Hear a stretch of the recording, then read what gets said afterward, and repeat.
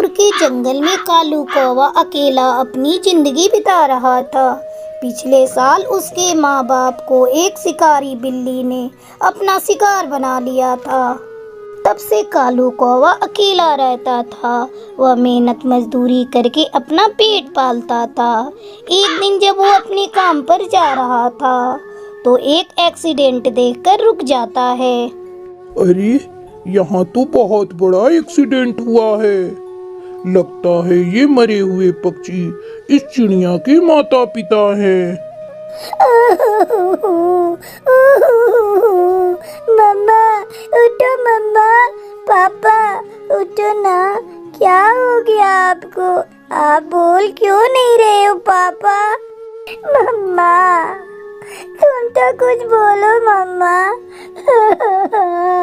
अब मैं क्या करूं? कहाँ जाऊं? नन्ही गुड़िया, तुम्हारा नाम क्या है? तुम कहाँ रहती हो? मेरा नाम टुनटुनी है। ये मेरे मम्मी पापा हैं। मेरे मम्मी पापा यहाँ काम की तलाश में आए थे।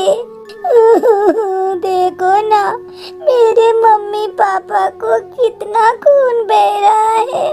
वो बोल भी नहीं रहे हैं। मत रो गुड़िया, तुम्हारे मम्मी पापा अब कभी नहीं बोलेंगे। तू चल मेरे साथ, मैं तुझे अपने घर में लेकर चलता हूँ। तू मेरे साथ ही रहना। कालू कौवा टुनटुनी को लेकर अपने घर आता है। वो टुनटुनी को कुछ खाने के लिए देता है। टुनटुनी, ये ले कुछ फल खा ले, तुझे भूख लगी होगी। टुनटुनी वो फल खाने लगती है। तभी कालू कौवा उससे पूछता है, गुड़िया, अब तू मुझे ये बता, तेरा कोई रिश्तेदार है? मैं तुझे वहाँ पहुँचा दूंगा। नहीं भैया, मेरा कोई नहीं है। मम्मी पापा ने कभी मुझे मेरे रिश्तेदारों के बारे में नहीं बताया। भैया, अब मैं कहाँ जाऊंगी? तू कहीं नहीं जाएगी गुड़िया। मैं तुझे अपनी बहन बनाकर रखूंगा। तुझे पढ़ाऊंगा, लिखाऊंगा, और जब तू बड़ी हो जाएगी तो एक राजकुमार से तेरी शादी करूंगा। चल, अब तूने भरपेट खा लिया, थोड़ा आराम कर ले। मैं काम पर जाता हूँ। शाम को आऊंगा तो तेरे लिए अच्छा अच्छा भोजन लेकर आऊंगा। इस तरह टुनटुनी और कालू दोनों भाई बहन खुशी खुशी रहने लगे। रक्षाबंधन का त्योहार आने वाला था। टुनटुनी बहन, रक्षाबंधन आने वाला है। बोल, तुझे क्या गिफ्ट चाहिए? पहली बार तू मुझे राखी बांधेगी और मैं खाली हाथ तुझसे राखी कैसे बंधवाऊंगा? भैया, आप मुझे इतना प्यार करते हो। अगर मेरा सगा भाई होता तो वो भी इतना प्यार नहीं करता। मुझे कुछ नहीं चाहिए, बस आपका आशीर्वाद हमेशा मेरे सर पर बना रहे। यही मेरे लिए सबसे बड़ा गिफ्ट होगा। पगली, तू तो सचमुच पागल है। मेरा आशीर्वाद तो हमेशा तेरे सर पर रहेगा। चल, मुझे काम पर जाने की देर हो रही है। मुझे जल्दी से भोजन दे। भोजन करके कालू काम पर चला जाता है और टुनटुनी अपने भैया के लिए राखी बनाने में जुट जाती है। बाजार में तो बहुत ही सुंदर सुंदर राखियाँ मिल रही हैं, पर मैं अपने भैया के लिए अपने हाथों से राखी बनाऊंगी। अरे, ये क्या? मेरे पास तो सफेद धागे हैं और राखी बनाने के लिए मुझे लाल धागे चाहिए। टुनटुनी तुरंत अपने हाथों में सुई चुभो लेती है और लाल खून से धागे को रंग कर लाल कर लेती है। फिर उससे सुंदर सी राखी बनाती है। राखी वाले दिन टुनटुनी कालू को वही राखी बांधती है। अरे टुनटुनी, ये राखी तो बहुत सुंदर है। कितने में खरीदा?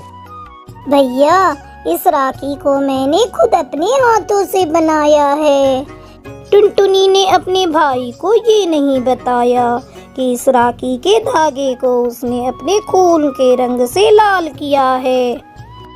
मेरी प्यारी गुड़िया, भगवान तेरे जैसी बहन सभी भैया को दे। फिर कालू टुनटुनी को गिफ्ट देता है। इस तरह दोनों भाई बहन खुशी खुशी रहने लगते हैं।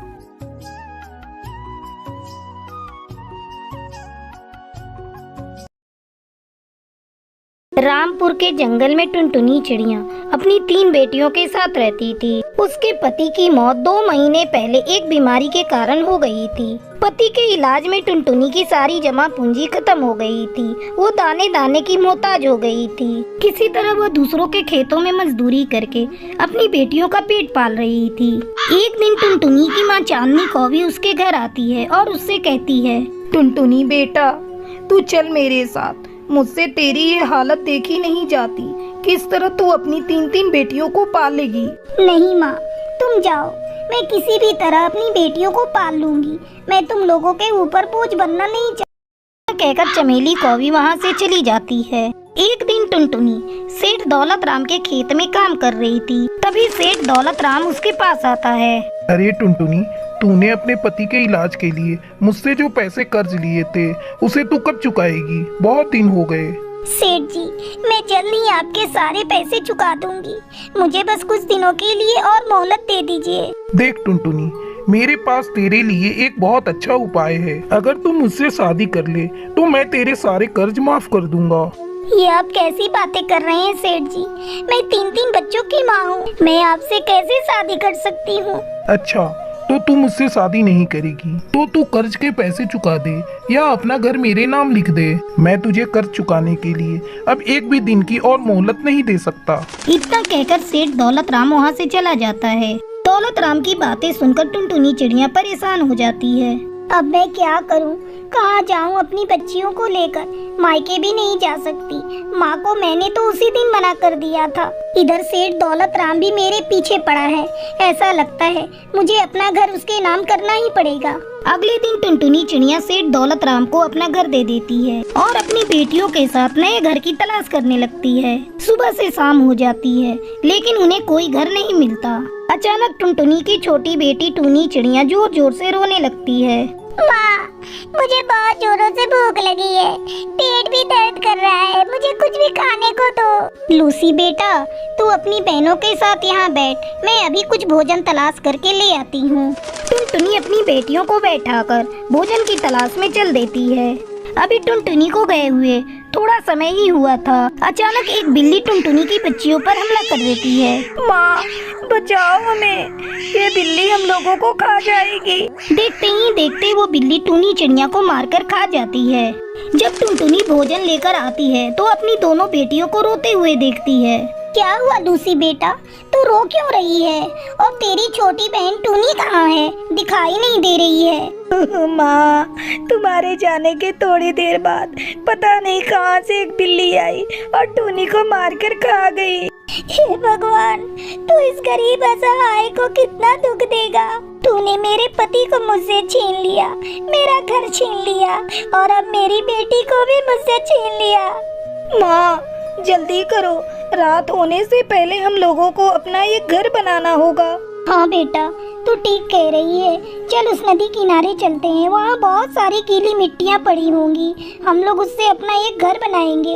टुनटुनी चिड़िया अपनी दोनों बेटियों के साथ नदी किनारे जाती है और वहाँ पड़ी हुई गीली मिट्टी से एक प्यारा सा मिट्टी का घर बनाती है और फिर खुशी खुशी अपनी बेटियों के साथ उस मिट्टी के घर में रहने लगती है।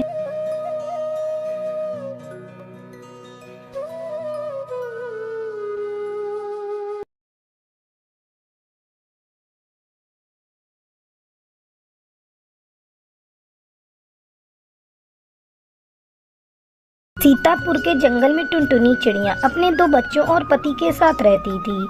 टुनटुनी का पति चुन्नू कौवा दूसरों के खेतों में मजदूरी करता था। मजदूरी करने के बाद उसे जो पैसे मिलते थे उससे वो अपने घर का गुजारा चलाता था। एक दिन चुन्नू कौवा अपनी पत्नी से कहता है, अरे टुनटुनी, सुनती हो? शहर से मुन्नू भैया का फोन आया था। वो हमें शहर बुला रहे हैं। मैं सोच रहा हूँ क्यों ना हम सभी शहर चलें। बच्चों की पढ़ाई भी शहर में अच्छी होगी। लेकिन मैंने सुना है जी, शहर में हर चीज बहुत महंगी मिलती है। हम गरीबों के पास इतना पैसा कहाँ से आएगा? पैसों की चिंता तुम मत करो। मुन्नू भैया ने बोला है शहर में कोई खाली नहीं बैठता, वहाँ बहुत सारी फैक्ट्रियाँ हैं। हम दोनों को वहाँ कोई न कोई काम मिल जाएगा। वो सब तो ठीक है, लेकिन शहर जाने के लिए अपने पास थोड़े पैसे होने जरूरी हैं। जाते जाते हमें वहाँ कौन पैसा देगा? वैसे भी मुन्नू भैया पर हम लोग कितना बोझ डालेंगे। तू बिल्कुल ठीक कह रही है टुनटुनी। मैं ऐसा करता हूँ, 2-4 खेतों में और मजदूरी कर लेता हूँ, इससे थोड़े पैसे इकट्ठे हो जाएंगे। चुन्नू कौवा पैसे इकट्ठा करने के लिए कड़ी मेहनत करने लगता है। धूप में कड़ी मेहनत करने के कारण चुन्नू कौवा बीमार पड़ जाता है। चुन्नू के अचानक बीमार पड़ जाने की वजह से घर में पैसों की तंगी होने लगती है। हे भगवान, अब मैं क्या करूं? घर का सारा राशन खत्म हो गया है, बस आलू बचे हैं। बच्चे भी भूखे हैं, मैं उन्हें क्या बनाकर दूं? ऐसा करती हूँ, सभी को आलू की टिक्की बनाकर खिला देती हूँ। टुनटुनी सभी को आलू की टिक्की बनाकर खिलाती है। माँ, ये आलू की टिक्की तुमने बनाई है, ये बहुत ही स्वादिष्ट है। तुझे मेरी बनाई आलू की टिक्की अच्छी लगी टूनी? ये ले, 2 और आलू की टिक्की ले ले और खा ले। तुझे पता है टूनी, ये आलू की टिक्की बनाना तेरी नानी ने मुझे सिखाया था। उधर चुन्नू की हालत दिन पर दिन बिगड़ती जा रही थी। टुनटुनी अपने पति को लेकर शहर में अपने जेठ के घर पहुंचती है। चुन्नू का इलाज शहर में शुरू हो जाता है। इस तरह कई दिन गुजर जाते हैं। एक दिन टुनटुनी अपनी जेठानी चांदनी कौवी से कहती है, भाभी, यहाँ शहर में रहने और दवाइयों का खर्च बहुत ज्यादा है। अगर मेरे लायक कोई काम हो तो मुझे दिलवा दीजिए। टुनटुनी, आने दे तेरे भैया को, उनसे मैं बात करती हूँ। शाम हो गई है टुनटुनी, जा थोड़ा चाय नाश्ता बना ले। टुनटुनी चाय बनाती है और साथ में आलू की टिक्की